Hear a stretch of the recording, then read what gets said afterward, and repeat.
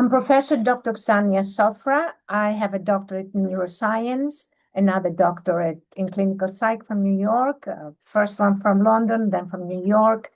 And I'm now around the world, basically doing research. I will be talking at global summits in Thailand on October 21st and 22nd. And I will be talking about all the new discoveries, not only in anti-aging, but in wellness and longevity, and all different aspects of medicine that are not widely known to the public that are involved with the Nobel Prizes and molecular biology, which is now my expertise and where my research is focused mostly. So come and join me. You're going to find out things that you've never heard before.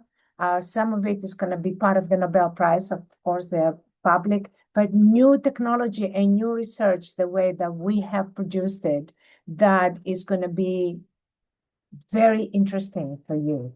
Come and join me.